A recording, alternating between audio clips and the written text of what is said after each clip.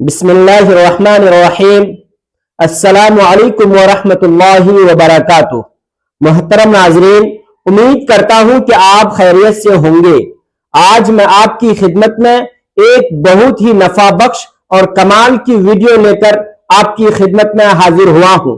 Video को मुकम्मल समाअत फरमाएं और वीडियो को शुरू करने से पहले आपसे दरखास्त है कि अगर आप हमारे चैनल पर नए हैं तो चैनल को सब्सक्राइब कर लें ताकि इस तरह की मजीद वीडियोस आप तक पहुंच सके।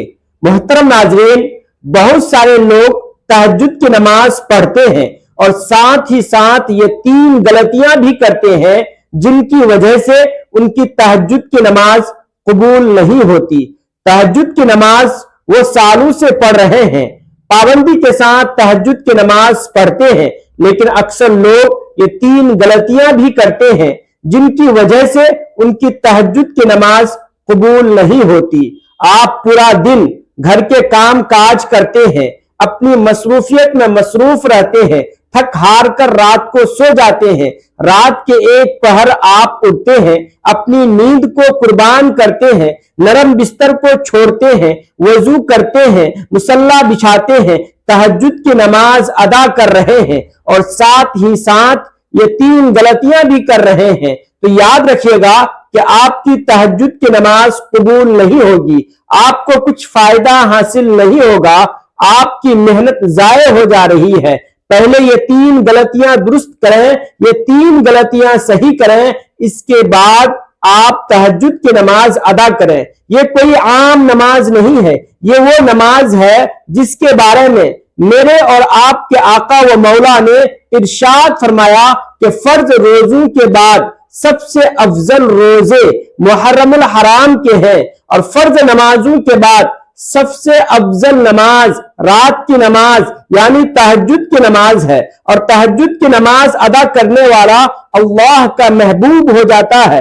अल्लाह रब्बुल आलमीन उसे बहुत पसंद फरमाता है। मेरे आका, आपके आका जनाब नबी करीम सल्लल्लाहु अलैहि वसल्लम ने इरशाद फरमाया कि 3 लोग ऐसे हैं जिन्हें अल्लाह रब्बुल आलमीन देखकर अपनी शान के मुताबिक मुस्कुराता है। पूछा गया, या रसूलल्लाह, वो 3 खुशकिस्मत कौन लोग हैं जिन्हें अल्लाह देखकर अपनी शान के मुताबिक मुस्कुराता है?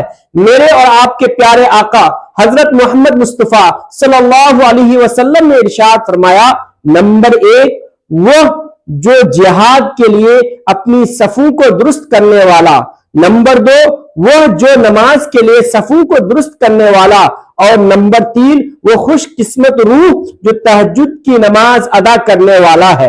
तहज्जुद की नमाज पढ़ने वाले की दुआएं मुस्तजाब होती है, उसकी दुआएं कबूल होती है। अल्लाह के नबी सल्लल्लाहु अलैहि वसल्लम ने इरशाद फरमाया कि रात के आखिरी तिहाई हिस्से में अल्लाह रब्बुल आलमीन आसमान दुनिया पर नाजिल होता है और ऐलान करता है रब की तरफ से कि है कोई मुझसे मांगने वाला कि मैं उसे अता करूं, उसे खूब दूं, है कोई रिस्क मांगने वाला कि मैं उसे ज्यादा अता करूं, है कोई बीमारियों से शिफा मांगने वाला कि मैं उसे बीमारियों से शिफा याब करूं, है कोई अपने गुनाहों की माफी मांगने वाला कि मैं उसके गुनाह बख्श दूं, उसकी मगफिरत कर दूं।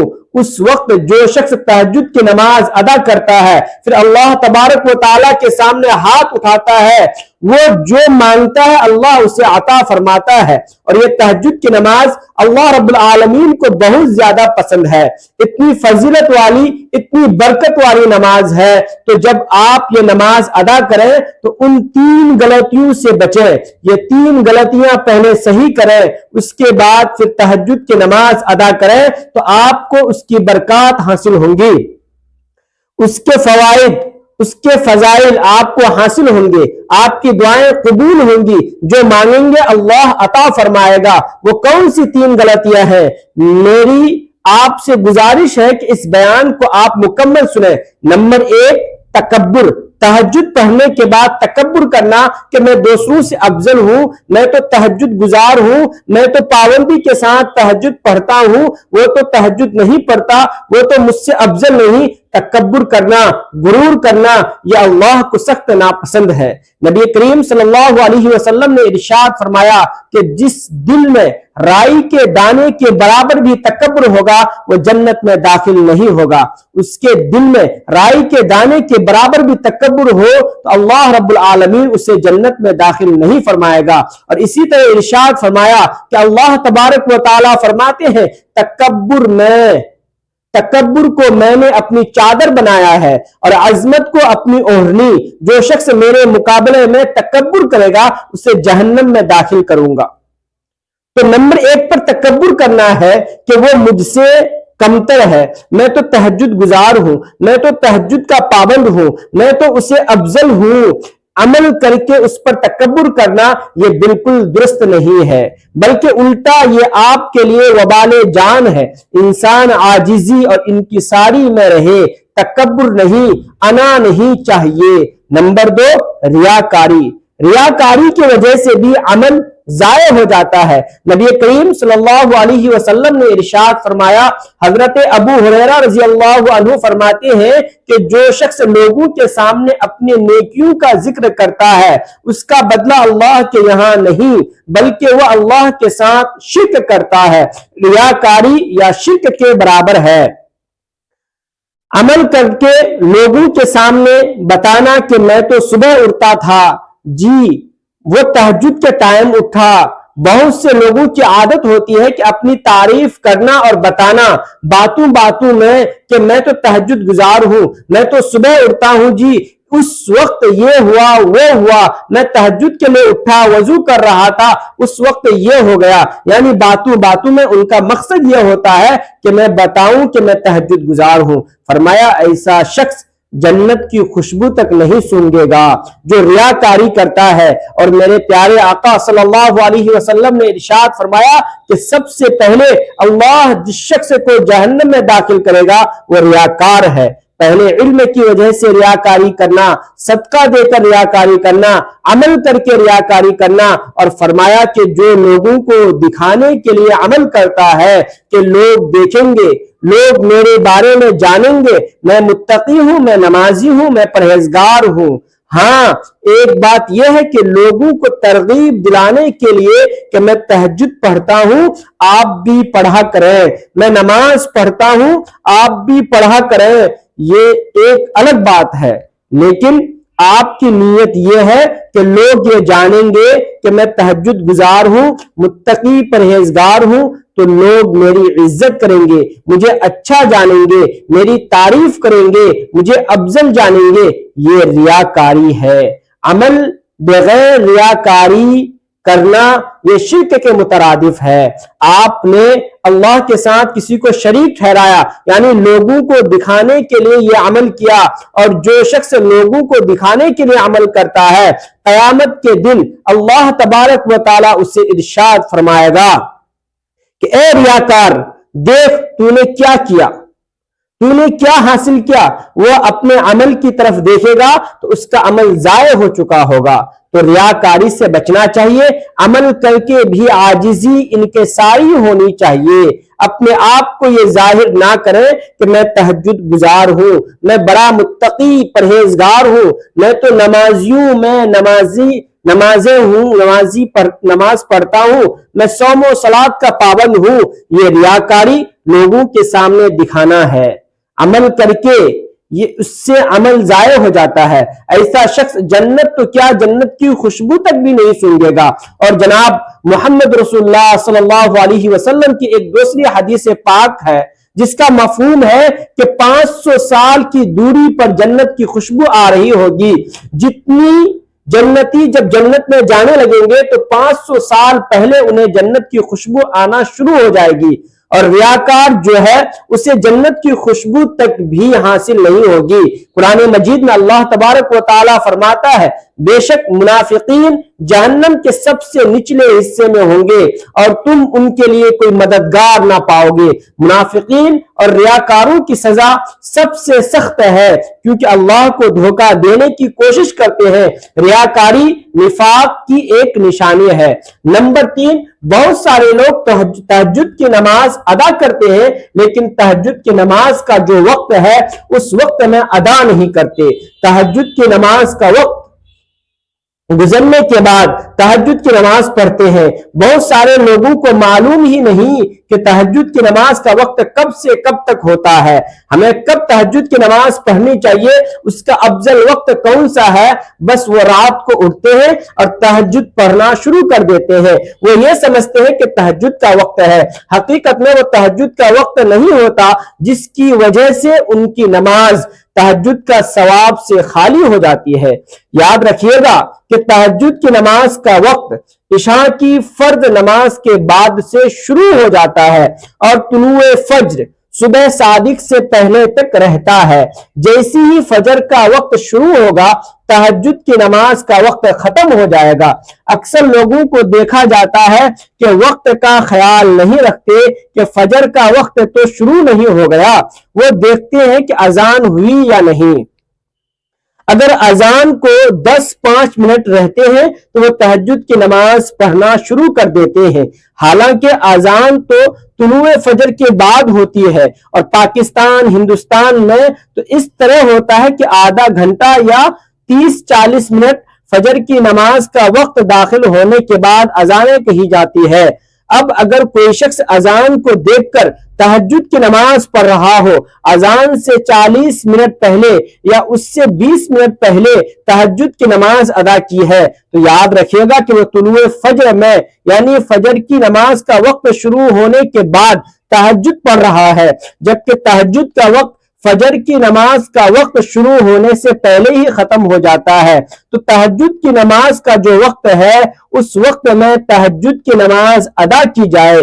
نوٹ: تہجد کا افضل وقت رات کا آخری تہائی حصہ ہے اور سو کر اٹھنے کے بعد پڑھنا زیادہ بہتر ہے۔ مجھے امید ہے کہ آپ کو میری بات سمجھ آئی ہوگی۔ اللہ تبارک و تعالیٰ نے قرآن مجید میں تہجد گزاروں کی تعریف کی ہے اور اس کی ترغیب دی ہے۔ سورہ بنی اسرائیل میں اور رات کے کچھ حصے میں قرآن کے ساتھ تہجد پڑھا کر، یہ تیرے لیے اضافی عبادت ہے، قریب ہے کہ تیرا رب تجھے مقام محمود عطا کرے۔ یہ آیت نبی کریم صلی اللہ علیہ وسلم کو تہجد کی ترغیب دیتی ہے، جو امت کے لیے بھی مشعل راہ ہے۔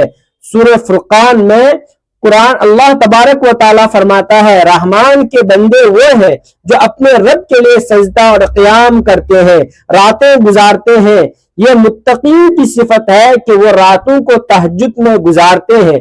سورۃ السجدہ میں اللہ تبارک و تعالیٰ فرماتا ہے، ان کی پہلو بستروں سے الگ رہتی ہے اور وہ اپنے رب کو خوف اور امید کے ساتھ پکارتے ہیں۔ تہجد گزاروں کے لیے جنت میں ایسی نعمتیں ہیں جو کسی آنکھ نے نہیں دیکھی۔ سورہ زاریات میں اللہ تعالیٰ فرماتا ہے، وہ رات کو بہت کم سوتے تھے اور سحر کے وقت استغفار کرتے۔ ان آیات سے معلوم ہوتا ہے کہ تہجد اللہ کے نیک بندوں کی علامت ہے جو قرب الہی، مغفرت اور جنت کا ذریعہ ہے۔ احادیث نبوی صلی اللہ علیہ وسلم میں نماز تہجد کی فضیلت، رسول اللہ صلی اللہ علیہ وسلم نے تہجد کو بہت پسندیدہ عبادت قرار دیا ہے۔ حدیث حضرت ابو ہریرہ رضی اللہ عنہ سے روایت ہے کہ رسول اللہ صلی اللہ علیہ وسلم نے فرمایا، فرض نماز کے بعد سب سے افضل نماز رات کی نماز تہجد ہے۔ حضرت ابو امامہ رضی اللہ عنہ سے روایت ہے کہ نبی کریم صلی اللہ علیہ وسلم نے فرمایا، تم پر لازم ہے کہ تم قیام اللیل کرو، یعنی یہ تم سے پہلے صالحین کا طریقہ تھا۔ تمہیں رب کے قریب کرتا ہے، گناہوں کو مٹاتا ہے، برائیوں سے روکتا ہے اور بیماریوں کو دور کرتا ہے۔ حضرت عائشہ صدیقہ رضی اللہ تعالی عنہا سے روایت ہے کہ نبی کریم صلی اللہ علیہ وسلم رات کو تہجد پڑھتے تھے، یہاں تک کہ آپ کے پاؤں سوج جاتے۔ تو عرض کیا، اللہ نے تو آپ کے اگلے پچھلے گناہ معاف کر دیے۔